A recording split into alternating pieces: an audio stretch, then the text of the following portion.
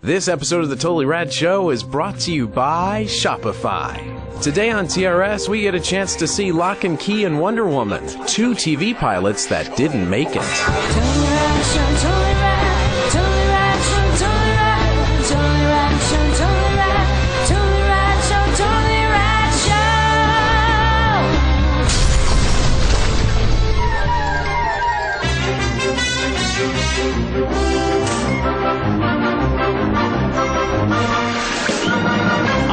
Back for TV, and we're super excited. We got our hands on a couple of pilots that we were very excited to see that didn't actually get picked up. Yeah. And it's a really so we're good... calling this Not Seen on TV. Well, Dan is calling it Not Seen on TV. But it's a really great window into, you know, a lot of these times you hear about these news of these great shows and you're super excited about it, and they get a pilot made and you're like, this is going to be awesome, and then they never get picked up. And you never understand why. So this is sort of a great way for us to kind of look into these pilots and see if we can figure out why they weren't picked up. And these are 2 properties that we have a lot of interest in already. Yes, so the first property is the TV show Locke and Key, which is based on the Joe Hill graphic novel that we all loved when we reviewed on the show. Hopefully you saw that episode. Yeah, and Joe Hill, of course, is Stephen King's son, so a lot of good horror roots there. The television show pilot was scripted by Kurtzman and Orsi and Josh Friedman. Kurtzman and Orsi, of course, written some of the big blockbusters that we've seen, Transformers, Star Trek, as well as a bunch of others. And Josh Friedman created the Sarah Connor Chronicles, which is funny because Nick Stahl is in the pilot of Locke and Key from Terminator 3. Right, Terminator 3. Yeah, but Sarah Connor Chronicles based on Terminator, Nick Stahl, Terminator 3, and of course Jesse McCartney, who I guess is a huge pop star. I didn't even know this, so that's how big a pop star he is to the kids. It's because you're old. I used to know what Poison was. Anyway, so Locke and Key follows the story of the Locke family, who, after a tragic event, has to move into this old house that was in their family for many, many years called the Key House. It then starts to get into some fairly large sci-fi elements where there are many keys locked into this house, and they open doors that allow people to do things. There's the ghost door, where you unlock a door and walk through it, you die and then become a ghost and can move around, then can go back through that door and revive yourself. And craziness ensues. So, Jeffrey, yes, sir. Big fan of Locke and Key, the graphic novel. Love it. What did you think of the translation from the graphic novel into a potential television series? Very faithful. However, you know, I should have gone back to look before we recorded this, but it seems to me that 1-hour pilot was the entire first trade. I'm pretty sure it is. Which is... Feels like they're blowing their load. I mean, obviously it's not picked up, so don't have to worry about that. But they didn't. I don't know how you do an entire season unless that season is 5 episodes. Because if the entire first trade, not just the first issue, you know, we saw Walking Dead come out as a comic book, from a comic book to a TV series, and pretty much those episodes were basically 1 issue, rather than an entire whole storyline, start to finish. And while I thought it was very cool to see that, because I love that story and see it come to life, I was surprised that it was that entire arc. Now, execution-wise, I'm surprised that it didn't embrace its horror-ness a little more. Yeah. But I did think it was solid on all levels, and I'm surprised it didn't get picked up. I enjoyed it. I thought it really delivered a lot of what made the book so special.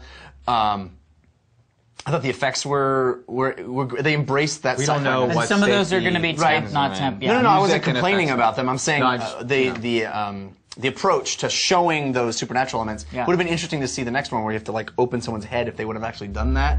But yeah, I thought it was good. I thought it was really good. You're surprised it didn't get picked up? I'm surprised. Okay. Daniel, what about you? What's your vibe? Potentially one of my favorite things was this pilot. It's directed by Mark Romanek, who is one of my favorite directors. Yeah. He did that movie that was, you know, shamefully not around too much in the Academy Awards, but Never Let Me Go. I feel like it was nominated for something. Never Let Me Go. With Andrew Garfield and Keira Knightley. Yeah. But he's, you know, commercial music video director. Book, one of the greats. And he doesn't make enough. He was supposed to do Werewolf. The werewolf movie that Joe Johnston ended up doing. Yeah, Werewolf. Wolfman. Wolfman, yes. I was like, no, it's called Werewolf. Yeah, no, I know, I'm like Werewolf, right? No, Wolfman. So it was, I feel like we got our next great Mark Romanek movie here. It very much feels like a truncated movie. I wish it was it does feel like a movie. It is a phenomenal hour of content. The tragic event that is in the comic and is in this show is similar to tragic events we've seen in movies of the past couple of years. I was even thinking of Shutter Island, and I was far more shaken by the way it's portrayed in this movie. I had chills, and I was like very disturbed. But the show manages to have both a really dark tone, with incredible cinematography and filmmaking, as well as a really light, whimsical, magical tone. Which is why I think I completely understand. I don't condone, because I thought it was wonderful. Yes. But I understand it not getting picked up. Yeah. Because it's not totally darkened for adults, and it certainly isn't light and fluffy for kids. Yeah. Yet the magical elements are played magically. Yeah, it's a little Guillermo del Toro in the way There that is it's a not Guillermo del quite Toro dark, vibe but to it's it, not but- quite. yeah. So I was kind of disappointed with this. I didn't really enjoy it per se. You know, maybe it was. I think my big problem with this, and the reason why I think it didn't get picked up for me, or the reason why I was sort of like, yeah, I see why this didn't get picked up, is because it's too much fantastical things too early in a series for me. You know, one of the things that like Lost pulled you in because Slowly, Lost was about, oh my God, I can't believe these people, it's so crazy and this explosion's going on, and I'm sorry, was that a weird smoke thing? And that's the first episode. Right. With this, it's like within the first 5 minutes, it's, oh, the boy is a ghost. And it's like, okay. And then it's like, whoop, now there's some creepy girl in the well. It's like, okay. And it just keeps adding those things, which throughout the first trade was sort of okay because it kind of does that thing. And with comic books, you kind of expect that. But with TV, there wasn't enough to ground me in the reality for me to then be shaken by these amazing and inventive science fiction ideas. And so I kind of felt like, oh, this is it's just so much magic stuff happening, magic, that it was like,